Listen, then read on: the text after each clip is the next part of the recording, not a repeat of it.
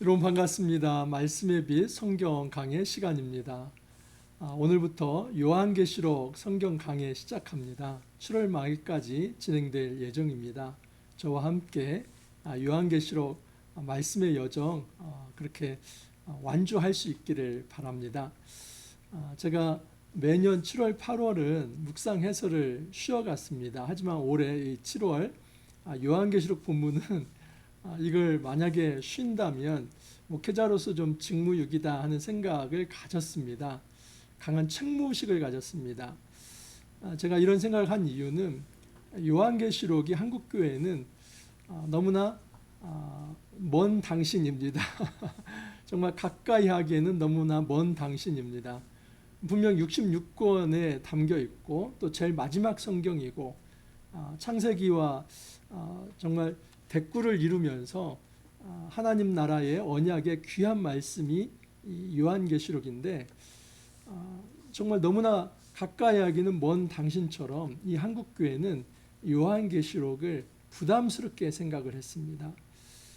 좀 해석하기 어려운 상징 체계가 있고 또 사실 이 요한계시록을 오늘날 이 이단들이 많이 사용을 하기 때문에 요한계시록 잘못 해석하면 이단에 빠집니다. 이런 얘기도 좀 들어왔고 그래서 어렵기도 하고 좀 위험하다는 얘기도 있고 해서 사실 요한계시록을 개인적으로 공부하거나 묵상하는 분들이 많지 않습니다. 특별히 교회에서 이 요한계시록 설교를 또 많이 듣지는 못했을 것입니다. 그리고 실제로 요한계시록은 심판 내용이 많이 나오는데 혹시 저 심판이 나에게 임하는 것은 아니야 하는 생각 때문에 그런 마음의 부담 속에서 좀 피하고 싶은 성경이 요한계시록입니다. 여러분 그러다가 이 요한계시록의 주권을 사실 이단에게 다 넘겨주었습니다. 이단은 요한계시록을 너무나 사랑하고 이 요한계시록을 바탕으로 신학체계를 만들었습니다. 그런데 우리 정통 개신교회는 이 요한계시록 말씀을 부담스러워하고 또 위험하다 생각을 하고 그러면서 좀 꺼리다가 요한계시록이 말씀하려고 하는 진정한 이 말씀의 원리를 하나도 알지 못하고 그저 그냥 그 모든 주권을 이단에게 다 넘겨놓은 것입니다. 정말 고민했습니다.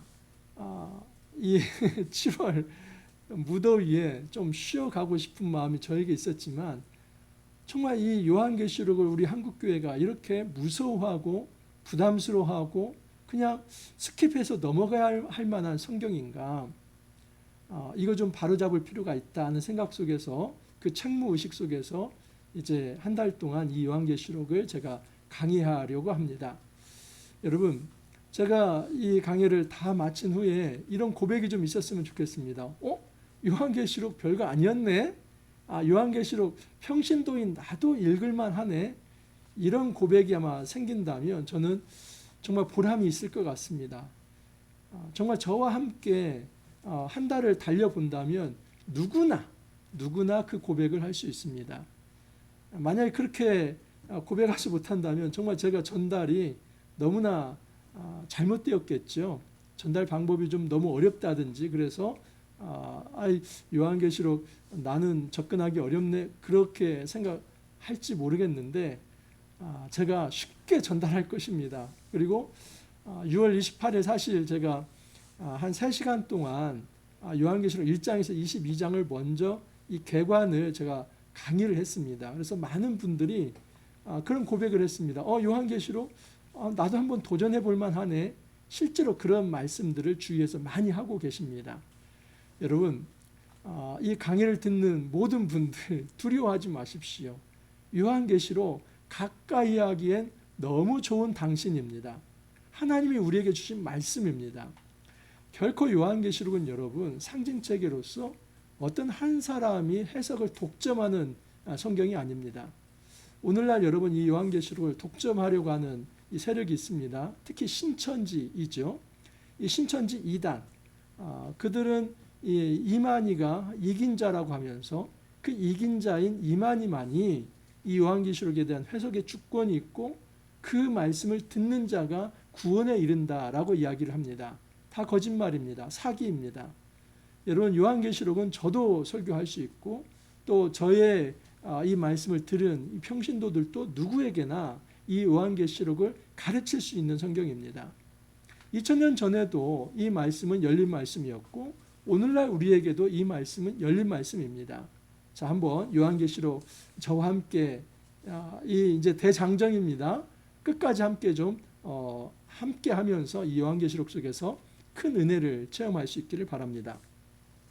오늘 말씀은 요한계시록 1장 1절에서 8절 말씀인데 여러분 요한계시록 1장 1절에서 8절이 요한계시록의 프롤로그, 이 도입이라고 한다면 요한계시록 22장 6절에서 21절은 에필로그, 맺은 말이라고 볼 수 있습니다. 그래서 요한계시록 1장 1절에서 8절과 22장 6절에서 21절은 하나의 큰 액자와 같은 틀을 이룹니다. 그 틀 안에 이제 요한계시록이 들어와 있는 것이죠.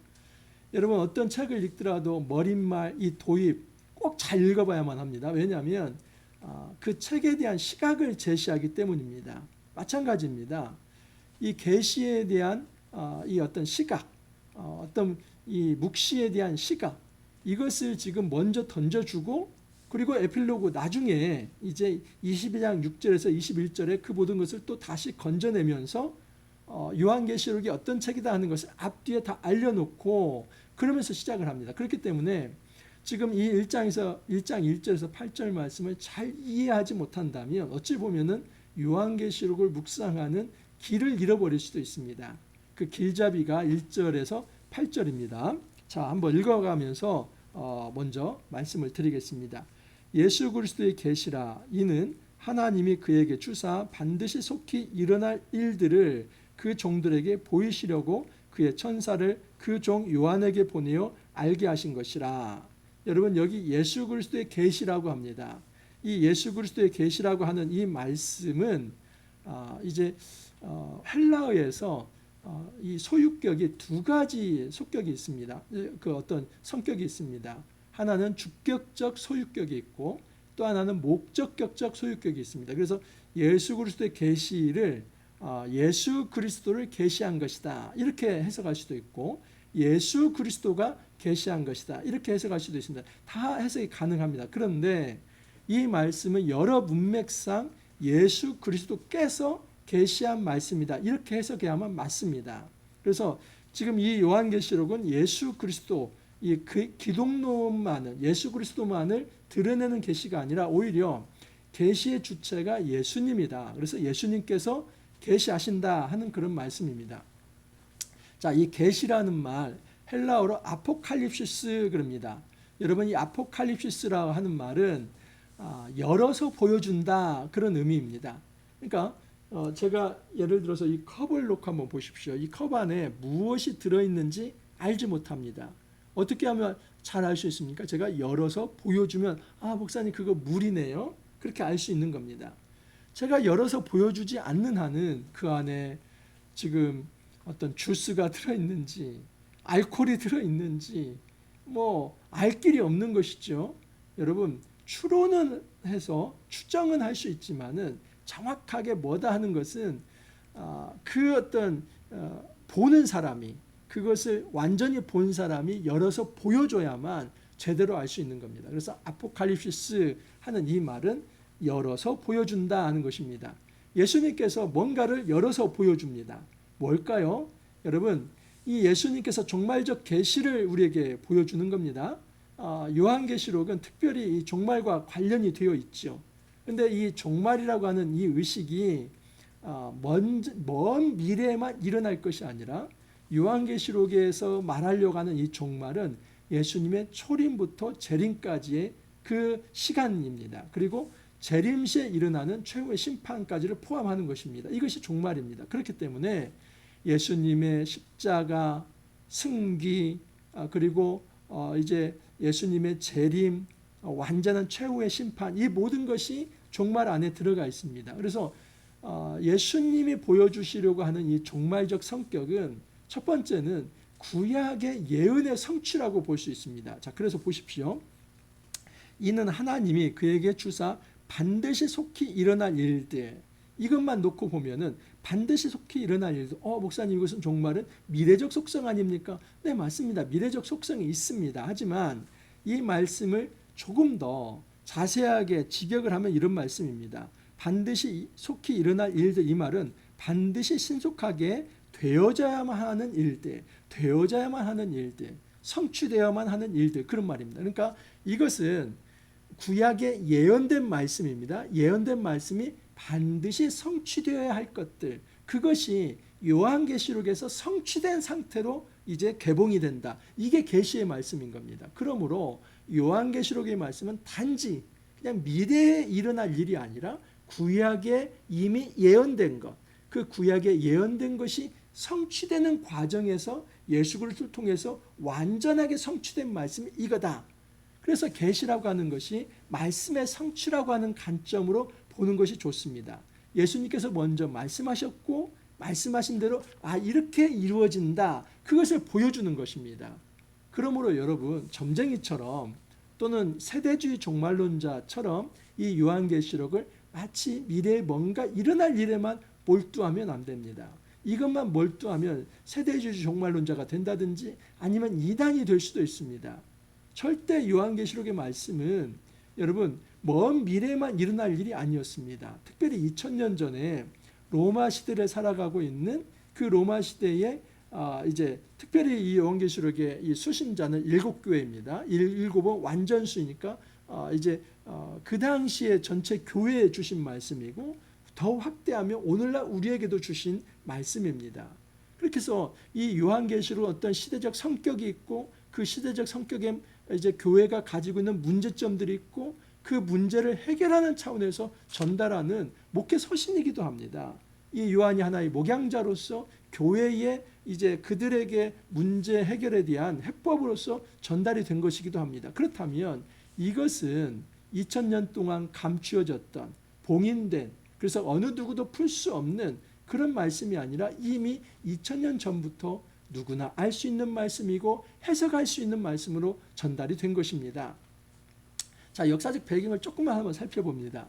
여러분, 이 요한계시록이 저작된 시기가 대개 AD 90년에서 100년 사이라고 합니다. 여러분, 네로의 이 로마 대환제가 언제입니까? AD 64년이죠. 그리고 도미티안 또 트라이안 이런 어떤 네로 이후에 굉장히 그 악한 어떤 황제들이 나옵니다. 그들은 기독교를 핍박했던 자들입니다. 그런데 이들이 지금 활동하는 이 시간에 지금 이 요한계시록이 전달이 된 겁니다. 그러니까 이 기독교, 이 로마의 어떤 황제 숭배 사상 속에서 이 어떤 로마의 공권력을 가지고 기독교를 탄압하는 그 시기에 그런 어떤 배경 속에서 이 요한계시록이 전달이 된 겁니다. 그러면 당연하게 이 전달 메시지가 뭐가 되겠습니까? 위로와 소망의 메시지이죠. 이것은 오늘날도 마찬가지입니다. 오늘날 사탄이 우리를 정말 잡아먹으려고 합니다. 그 웅크린 사자처럼 저거 틈만 보이면 내가 잡아먹겠다. 그 어떤 먹잇감을 놓고 웅크린 사자처럼 사단이 우리를 그렇게 노리고 있습니다. 이런 상황에서 교회가 이런저런 문제도 많고 어떤 시험도 많고 고난도 많고 아픔도 있고 고통도 있고 이런 생활 속에서 우리가 어떻게 견뎌야만 하는가, 그 문제들이 생기지 않습니까? 그러므로 2000년 전이나 지금이나 고난받는 교회를 향해서 주님이 너희들이 견뎌야만 하는 이유가 무엇인가, 그 요한계시록을 통해서 보여주는 겁니다. 그러므로 요한계시록에서 말씀하려고 하는 예수 그리스도의 계시다, 이 말은 먼 미래에 나타날 그런 알지도 못할 어떤 그 이제 상징 체계의 어떤 그 예언이 아니라 정말 이 말씀은 오늘 우리에게 해법을 전달하는 위로와 소망의 메시지다라고 볼 수 있습니다. 요한은 하나님의 말씀과 예수 그리스도의 증거 곧 자기가 본 것을 다 증언하였느니라. 이제 요한이 이 말씀을 듣는 겁니다. 자, 그런데 예수 그리스도의 1절에 보면 예수 그리스도의 계시라 하는데 이는 하나님이 그에게 주사, 하나님이 누구에게 준 겁니까? 예수님에게 준 거죠. 그래서 이 계시의 말씀이 성부 하나님이 예수님에게 주신 것이고 또 예수님은 천사를 통해서 요한에게 줍니다. 그리고 요한은 이 말씀을 7교회에 전달합니다. 그러니까 이 말씀의 이 어떤 출처가 어떻게 되냐면 하나님, 예수님, 그리고 천사, 그리고 요한, 그리고 이제 7교회에 전달하는 이런 어떤 이 전달 메커니즘이 있다는 것을 기억하십시오. 그런데 하나님의 말씀과 예수 그리스도 증거라고 얘기합니다. 이거 두 가지를 다 얘기할 수도 있지만은 이 하나님의 말씀과 예수 그리스도의 증거가 이 동격에 있다라고 볼 수 있습니다. 그래서 신구약을 통틀어서 이 어떤 요한계시록이 그 어떤 말씀의 기초 속에서 그 성취되는 것으로서 너희들에게 전달되고 있다. 그 얘기를 하는 것입니다. 이 예언의 말씀을 읽는 자와 듣는 자와 그 가운데 기록한 것을 지키는 자는 복이 있나니 때가 가까움이라.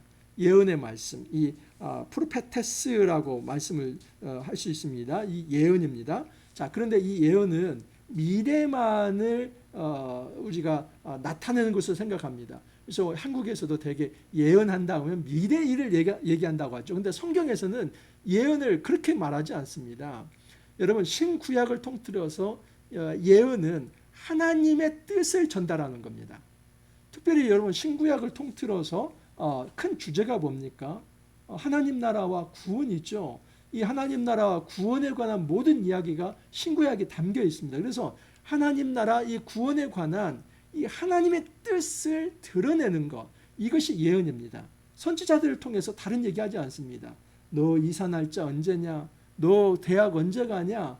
너 군대 언제 가야 하냐? 유학을 가야 할지 말아야 할지, 그런 지금 그런 것을 말하는 것을 예언이라고 얘기하지 않습니다. 그런데 오늘날 예언 받는다고 해가지고 점을 쳐주는 식으로 이렇게 말하는 사람이 있습니다. 여러분, 예언의 이응자도 모르는 겁니다.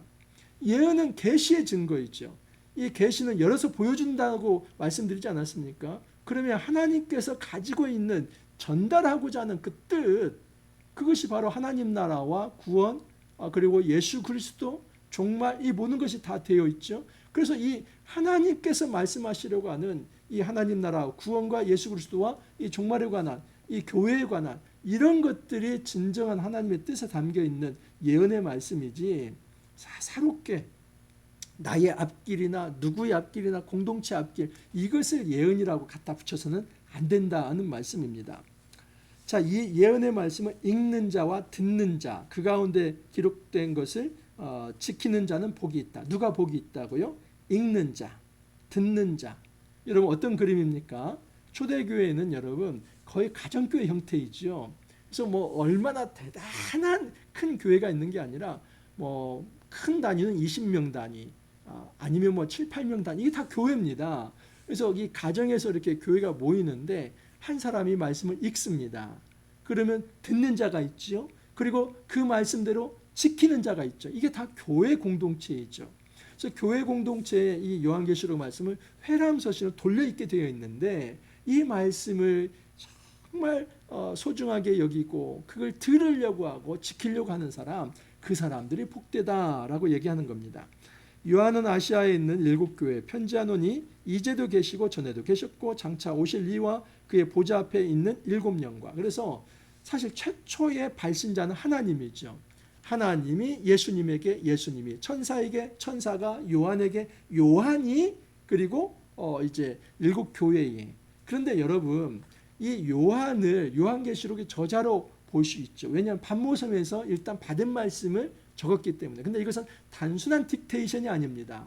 여러분, 요한계시록 제가 증명을 해드리겠지만은 구약을 놓고 요한계시록을 묵상한다? 그것은 말도 안 되는 겁니다. 구약을 그냥 내버려 놓고 구약을 무시하고 요한계시록을 묵상한다? 있을 수 없습니다. 왜냐하면 요한계시록 곳곳에 구약의 이 근거들이 있기 때문입니다. 그걸 여러분 단순한 기록이 아니라 이 사도 요한에게 있는 그의 신학과 그의 어떤 성품과 그의 역사적 배경과 그의 어떤 문학적 기질과 모든 것을 사용하셔서 요한을 통해서 기록하신 겁니다. 그래서 요한계시록은 굉장히 그 구조가 철저합니다. 단순한 딕테이션이 아닙니다. 그래서 여러분, 1차 저자가 하나님이지만, 그리고 예수님을 통해서 천사를 통해서 전달되었지만은 이 요한이 또 이 요한계시록 서신서로서 이제 발신자이고, 그 수신자는 일곱 교회다라고 그렇게 말할 수 있는 것입니다. 자, 일곱 교회. 일곱이라고 하는 숫자는 완전수이죠. 그러면 일곱 교회는 여기 보면 이제 2장에 그 일곱 교회가 다 나오죠. 뭐 에베소 교회부터 해서 서머나 교회, 뭐 빌라델비아 교회, 두아디라 이렇게 해서 일곱 교회가 다 나오는데 그럼 그 교회만 보냈는가? 사실 이 그 교회의 회람서신이거든요. 회람서신의 특징은 뭐냐면 그 일곱 교회 외에도 다 돌려보는 겁니다. 오늘날 같이 이 책을 하나 출판을 하면 그게 뭐 인쇄소에서 다 찍어가지고 모든 교회에 한 권씩 보내지는 이게 아니죠. 양피지에 둘둘 말려져 있는 그 희귀한 성경을 이제 반모섬에서 요한이 기록한 것을 편지로 받아서 이 교회에서 한번 읽고 또 다음 주에 저 교회에서도 읽고 이런 식으로 회람되는 겁니다. 그러면 일곱 교회만 읽어야 한다. 이게 아니라 일곱은 왕전수죠. 일곱 교회는 그 교회가 가질 수 있는 문제들, 장점들, 약점들 이 모든 것들을 상징적으로 대표적으로 말할 수 있는 일곱 교회입니다.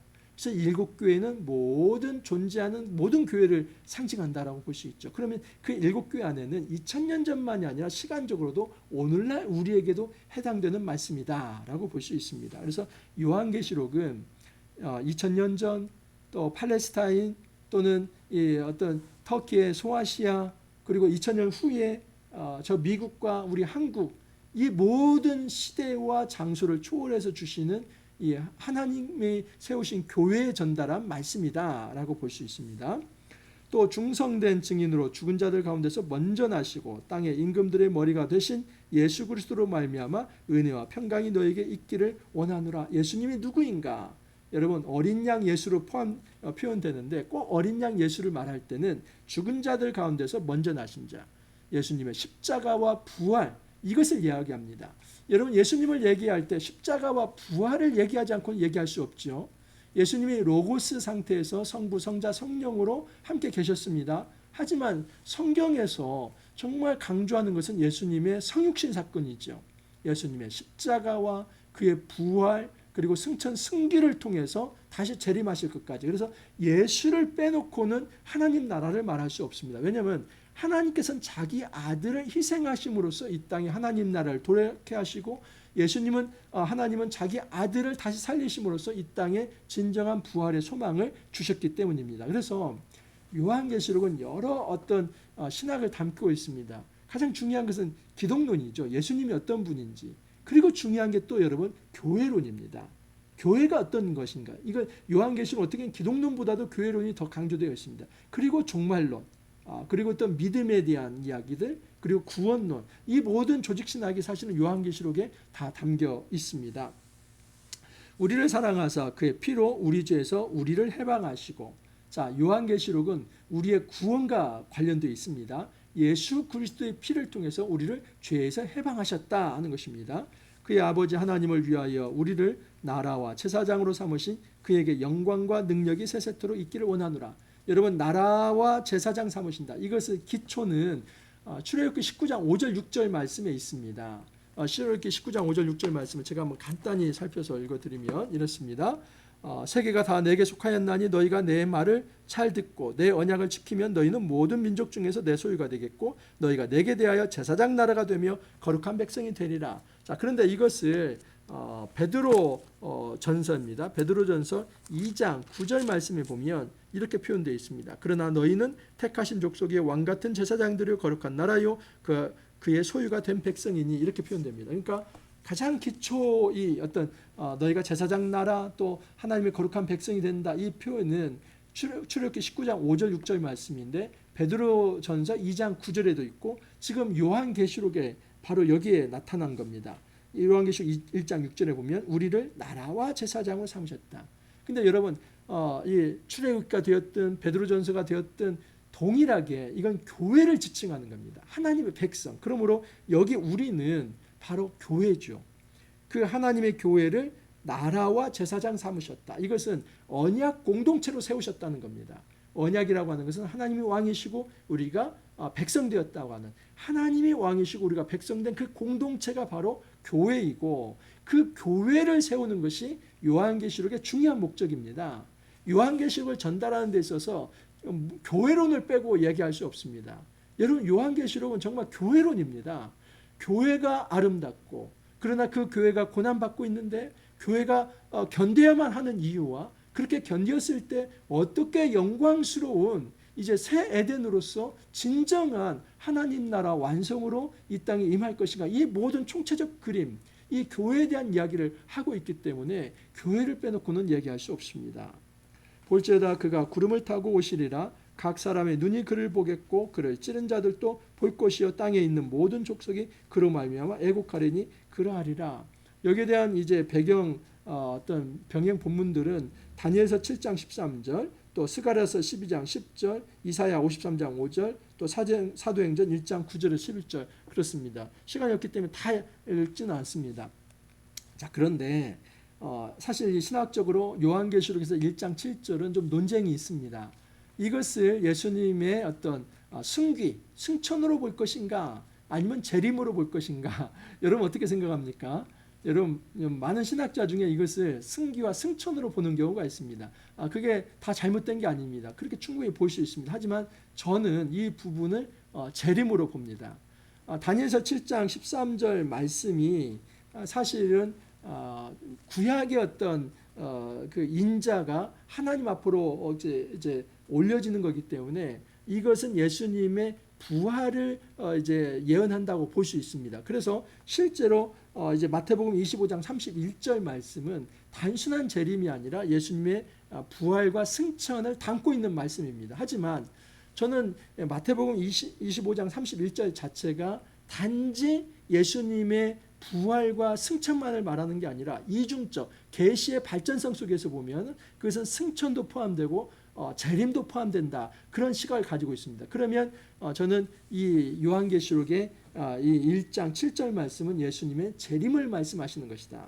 특별히 사도행전 1장 9절에서 11절에 보면 예수님이 구름을 타고 올라가시지요. 그리고 너희가 본 그대로 예수님께서 오실 것이다 말씀을 합니다. 이런 차원에서 이제 1장 7절에 구름을 타고 오시는 이 부분은 예수님의 재림을 이제 더 강조해서 말씀하시는 것이다, 그렇게 저는 보고 있습니다. 자, 8절을 거기에 보면은 그로 말미암아 애곡하리니 그러하리라. 특별히 그를 찌른 자들도, 여러분이 그를 찌른 자는 스가랴서에 의하면 이스라엘 공동체가 하나님을 아프게 한 행위입니다. 그런데 거기에 대해서 이제 스가랴서에 보면은 회개하고 돌아옵니다. 그렇기 때문에 이것을 이제 신약으로 놓고 보면 예수님을 찌른 자들이 있죠. 십자가에 실제로 찌른 군병들만 있는 게 아니라 유대인들과 그리고 2000년을 지난 우리들도 예수님을 찌른 자나 마찬가지입니다. 왜냐하면 우리가 예수님을 믿지 않았을 때는 배도자였고 배역자였기 때문입니다. 그런데 그들이 다 예수님을 볼 것이다. 그러니까 예수님을 잘 믿는 자이든 아니면 반역자였든 그리고 이제 그것을 회개하는 자이든 다 예수님을 볼 날이 있다. 언제요? 그것이 바로 재림의 때라라고 볼 수 있습니다. 주 하나님이 이르시되 나는 알파와 오메가라, 이제도 있고 전에도 있었고 장차 올 자여 전능한 자라 하시더라. 여기 보면 이 그 알파와 오메가라는 말이 요한계시록에 여기 1장 8절에도 나오고 1장 17절에 나오고 21장 6절에 나오고 22장 13절에 나옵니다. 그런데 1장 8절에서는 주어가 누구냐면 주 하나님입니다. 하나님이 나는 알파와 오메가다. 이 알파라는 말은 알파벳입니다. 알파, 베타, 감마, 델타, 이오타 뭐 이렇게 해가지고 헬라어의 이제 알파벳입니다. 그런데 헬라어의 마지막 알파벳이 뭐냐면 오메가입니다. 그래서 알파요 오메가다. 이 말은 처음과 끝이다, 이런 의미입니다. 그리고 그래서 이제 1장 8절에서는 주어가 하나님인데 1장 17절에 보면은 1장 17절 한번 볼까요? 1장 17절을 보면은 내가 볼 때에 그 발 앞에 엎드려져 죽은 자 같이 되매 그가 오른손을 내게 얹고 이르시되 두려워하지 말라, 나는 처음이요 마지막이니. 여기 나는은 예수님이죠. 그러니까 지금 1장 8절에서는 하나님이 나는 알파 오메가라고 했고 1장 17절에서는 예수님이 나는 알파 오메가다. 그러니까 예수님은 성자이시지만 이 성자가 이 성부 하나님과 격이 떨어지는, 그래서 동등하지 못한 이 하등한 존재로서의 어떤 하나님이다. 이게 아니라 분명히 알파 오메가를 하나님에게도 쓰고 예수님에게도 쓴다는 것은 예수님은 동등한 하나님이다. 성부 하나님과 동등한 성자이시다. 이걸 얘기합니다.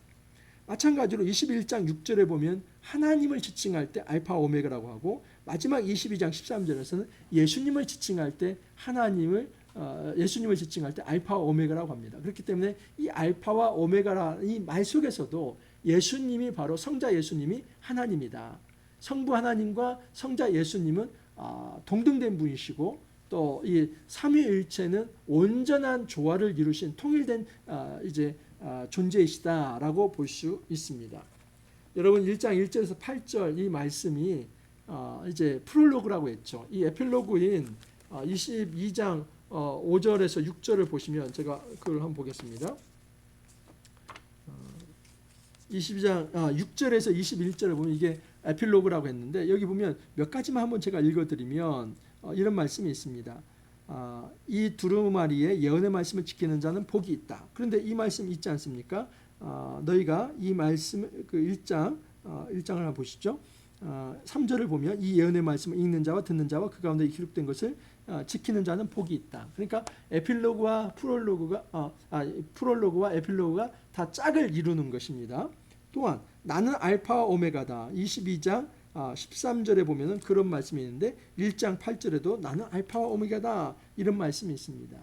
그리고 이제 그 마지막 22장 이제 6절에서 21절은 마라나타, 이제 주 예수여 오시옵소서, 이렇게 해서 마무리가 되는 겁니다. 그리고 1장 1절에서 8절은 그 주 예수의 오심에 대한 어떤 기다림 속에서 오실 것이다 이렇게 얘기를 하는데, 이제 마지막 에필로그에서는 그 예수님께서 반드시 오시길 바랍니다. 그래서 여러분 지금 1장 1절에서 8절의 이 도입을 통해서 계시가 무엇인지, 그 계시의 출처가 뭔지, 이 계시는 열어서 보여주는 것인데, 단지 미래의 일만이 아니라 그 교회 공동체 지금 현재의 필요에 맞는 그 문제 해결로서의 위로와 소망의 메시지다. 이게 요한계시록의 말씀이다. 그리고 그 말씀은 하나님, 예수님, 천사, 또 이제 요한, 그리고 이제 7교회에 전달될 말씀이다. 그래서 오늘날 우리에게까지도 전달된 말씀이기 때문에 어떤 한 사람의 독점에서 풀 수 있는 게 아니고, 모든 사람들이 이 요한계시록 말씀을 사랑하고 이 말씀 속에서 위로와 소망의 메시지를 받아야 한다 하는 것입니다. 여러분, 이 요한계시록 말씀이 우리에게 전달될 때에 우리의 영이 다시 살아날 수 있습니다. 한국교회가 다시 살아날 수 있습니다. 더 이상 여러분 요한계시록 말씀 무서워하고 그 말씀을 내가 잘못 해석할까, 또 너무 심판이 두렵고 부담스러운데 이런 마음으로 꺼리기보다는 한번 따라와 보십시오. 오늘 말씀도 어떻습니까? 은혜가 되지 않습니까? 이 요한계시록 말씀을 2000년 전의 교회 공동체만이 아니라 오늘날의 7교회, 바로 우리 교회에도 주신 말씀이구나. 우리 교회에 이런 문제가 있고 어려움이 있는데 우리가 이 말씀을 붙든다면 정말 이 원리를 통해서 이렇게 이겨야겠구나. 여러분, 그런 메시지를 주시기 위해서 전달된 것입니다. 그렇기 때문에 우리가 더 이상 이 요한계시록을 정말 어떤 그 가깝게 하기에는 너무나 먼 당신으로 생각할 게 아니라 가깝고도 정말 또 사랑스러운 당신으로 이 요한계시록을 받아들이고 또 묵상할 수 있기를 바랍니다. 이렇게 기도합니다. 주님 감사합니다. 요한계시록 말씀을 시작할 수 있게 하여 주시니 감사합니다.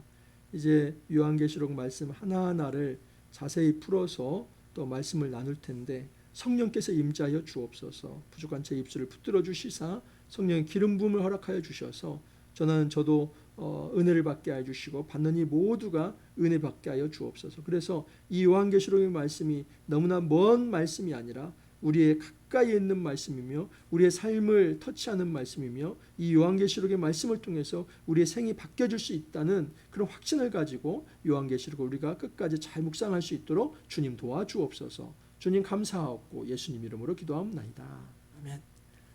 여러분, 요한계시록 말씀은 예언입니다. 근데 그 예언은 하나님의 뜻을 열어서 보여준다는 것. 그래서 구약에 속히 될 일, 되어야 할 일, 그 말씀이 이렇게 성취된다 하는 것을 보여주는 말씀이기 때문에 우리가 그런 시각으로 요한계시록을 정말 믿음으로, 확신을 가지고 기쁨으로 잘 묵상할 수 있기를 바랍니다. 이제 시작이 반입니다. 우리 벌써 반절했어요. 여러분, 이제 저와 함께 요한계시록 끝까지 끝날 때까지 완주할 수 있기를 바랍니다. 오늘 화이팅 하시고 내일 찾아뵙도록 하겠습니다. 감사합니다.